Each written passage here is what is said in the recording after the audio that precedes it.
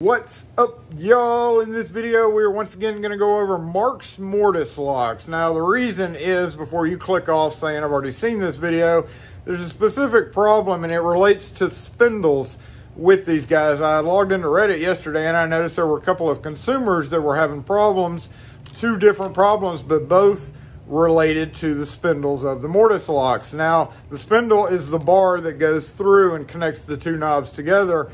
And in looking at some of the replies on that, I noticed that there were a number of people that really had no idea how these operate. So I wanted to show that in this video, as well as show that some of the solutions that those consumers came up with may not quite be right, even though they think it is. So I just wanted to clear up those two problems with it. The problem with the Marks website is it doesn't show like how these things function. And also, Marks redid their spindle style. So 20, 25 years ago, these have been around for a long time past that, but they changed it so that it uses the two separate spindles instead of this style. But there are still wood doors out there, and they still sell a version that have these full plates that come with this screw style or swivel style spindle. And in another post on Reddit, somebody had one of these with that. You can see it's blocked off right there. There's a little plate in there, and they were trying to use this with that. So we're going to cover that as well, along with this whole thumb turn thing. And like I said, the website's not that great, so it's kind of hard to figure out what you need. And this video isn't going to cover that because Marks makes a ton of different mortise locks. In fact, they make a bunch of commercial mortise locks as well. So that's what this video is going to cover. Hopefully it'll help some of you who have to switch out locks for their customers, or even DIY customers that may have just ordered the wrong thing. That's why it's always best to go through a reputable locksmith company to order it. That way they can do all this for you and make sure it's handed correctly for your door. So let's take a look at them. So the first problem that I noticed is one person had a spindle issue. And we're going to cover that first because this is not specific to Marks only. This covers all types of mortise locks that use a screw style or a swivel spindle. Some of those swivel and won't unscrew, and some of them, like the Marks style, still sells a swivel screw spindle. See these little notches? That's the stop. When it goes into a lock that's designed to stop at the right spot, because if these are not put together correctly in a lock, they will cause problems. They have to be centered just right. It's centered is centered, and that's what that stop is for. However, I see a lot of kind of confusion on these, so I wanted to clear this up first off. Number one, the spindle is not meant to be tight like this, and that can be a problem because it won't turn one way or another and it'll jam up the lock, and actually it could lock you into your house. So the first problem with the spindle was it was tight, and the person that posted the question there on Reddit, by going off some answers of other locksmiths in the group, he said that he unscrewed it. And this is a Baldwin spindle, by the way. Like I said, the Marks, certain styles that have the full trim that's mainly used on wood door installations, that has a post that goes through right there. That post does the same thing as this. So again, this is a Baldwin spindle. You will see a little pin that goes through and sticks out. It does the same thing though. It basically makes you come to a stop right there, and that's what that's for. So it doesn't go too far. The person in the question was like, I unscrewed it 12 times, and even though this isn't Marks, it does unscrew 12 times. And he said, and he's also apparently trying to help other people, even though he's not a locksmith, he was like, okay, well, let's go back together 6 times. So he screwed it together 6 times. Well, okay, so 1, 2, 3, 4, 5, 6. I'm kind of worried about that person's because that is not correct either. With these, they need to turn at least 45 degrees. So you have 4, 2, 3, 4 sides on a square spindle. And if you unscrew it one way, that's 90 degrees, right? So when you turn it, it kind of starts to get sticky right there. I like to back this off. If it's tight, when I install these, I tighten them down and then I'll rotate it 180 degrees. So rotate it 180 degrees, there to there. And what that does is it gives you a full range of motion this way and that way to operate. If it's separated like that, that's going to cause problems with it not catching on the hubs. We're going to take this apart for the other question that we had to show you what I mean catching on the hubs. But number one, that's not correct. Number two, tightening it all the way down is not correct, but tightening it all the way down and then rotating it about 180 degrees so that you have 90-degree turns is correct. So that clears that up immediately. And that is on the style, the 91A that is available, that has the opening all the way through. Now, the 90A, which is what comes with the 22, the ornamental iron series, has this, what appears to be a block. So if you have an old handle, and in fact, the ornamental iron back in the day, 20 plus years ago, still used this. This is not the greatest style because this set screw on the side can loosen up and then it'll like strip out the metal and become loose. And when they changed it, they made it two separate ones, and the spindles actually attach in here. See, there's no set screw around these knobs. On this style, you actually have to unscrew the knobs just like this. And for those of you who do, I don't recommend using power tools, but you can if you know what you're doing. You just don't want to strip out screws. This is the vessel red that I've done a video on in the past. See how that's, I don't know what just fell out there, but see how that's retained in the knob? And each side operates separately from one another, just like this would. But instead, it, in my opinion, has a little bit better, you know, mechanism there. So that's that. And if we're going to take this apart, let's just go ahead and show you. The person that was trying to get this to fit through there, you can actually do that. Now, I don't necessarily recommend, so you back out your screw here, and this lets the cylinder unscrew.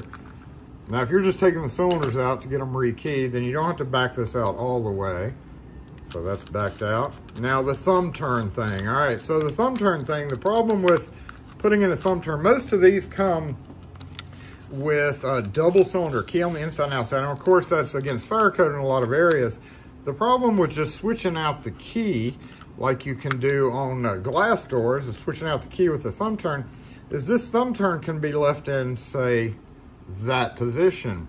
So when you turn your key, this can cause this whole mechanism in here, because that's pressing down, it can actually bind up the whole thing and just cause all kind of problems. So they make a part for that, and that's this K9117, and it's a little bit difficult to install, especially when you're talking about iron doors, because you have to drill through and drill a hole in it for it.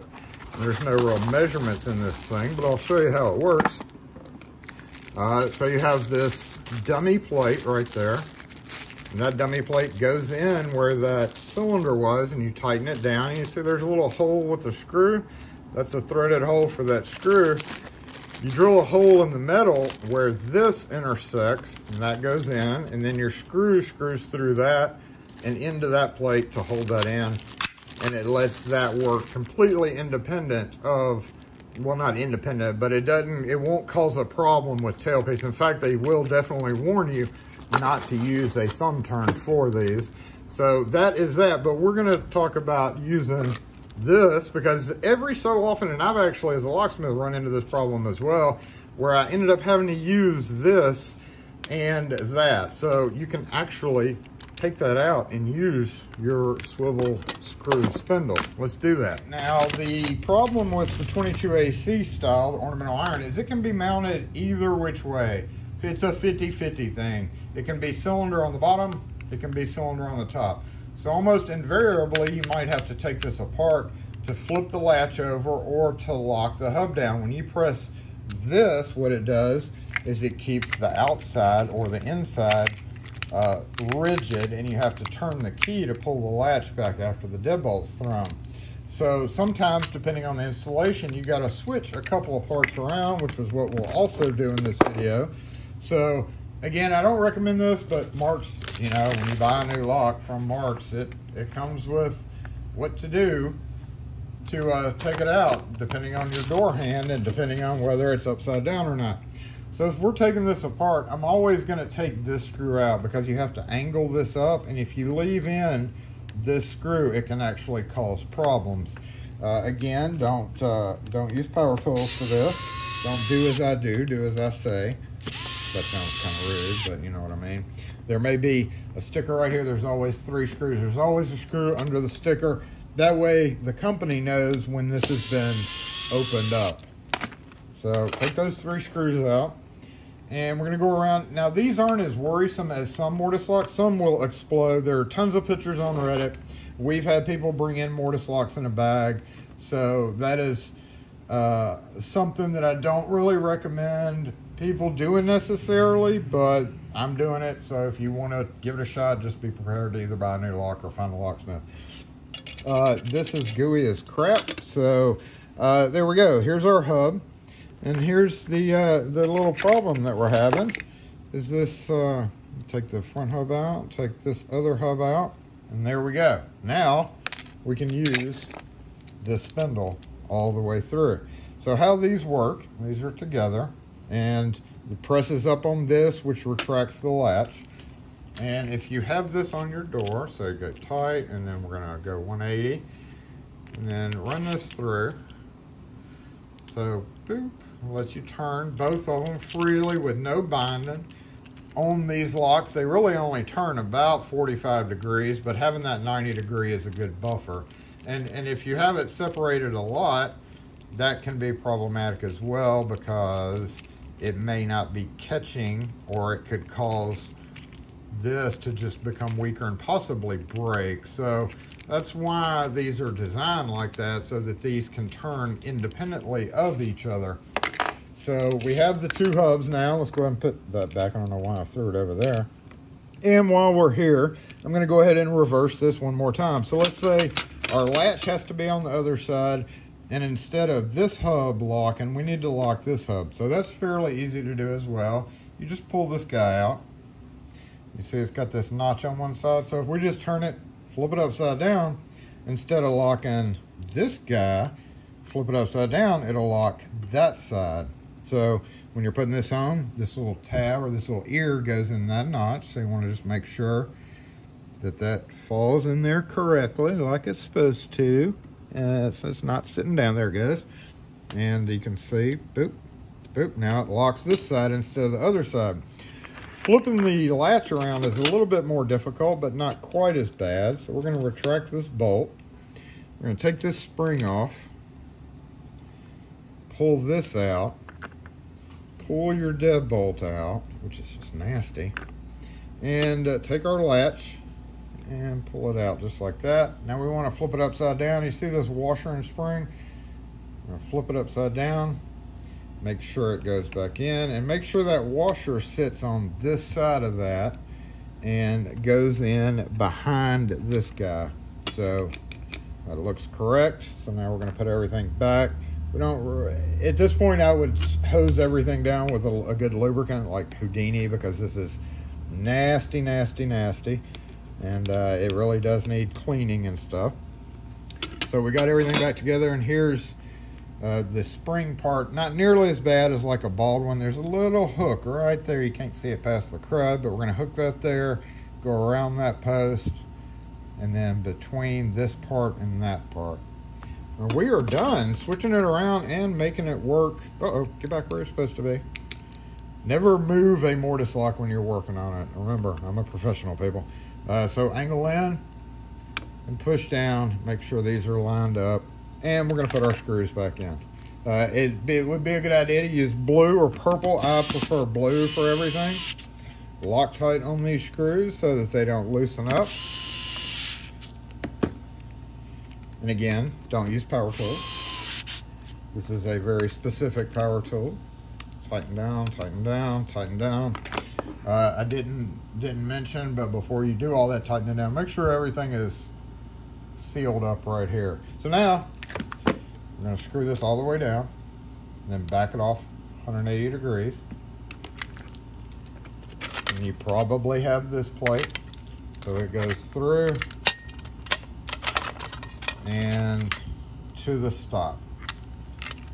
That goes through just like that, and then you come in and you tighten your inside knob down and then tighten both of those down. So there we go. That's how that works. And I think what we did was lock the outside. Yep, that's right. You want to check your functions before you rely on it. So check your key, check your knob, make sure the interior turns when it's locked on the outside. That's one big thing, and that's the reason why those can't be tight, because if it was tight together, you would turn the inside and it wouldn't turn because it's rigid. So there we go. That's an answer to two people's problems. Hope that helps anybody else that may run across the same situation. But if you have any other questions or comments on this video, I will try my best to answer those questions, but hopefully this video will help you if you run into that situation or a spindle situation with a mortise lock.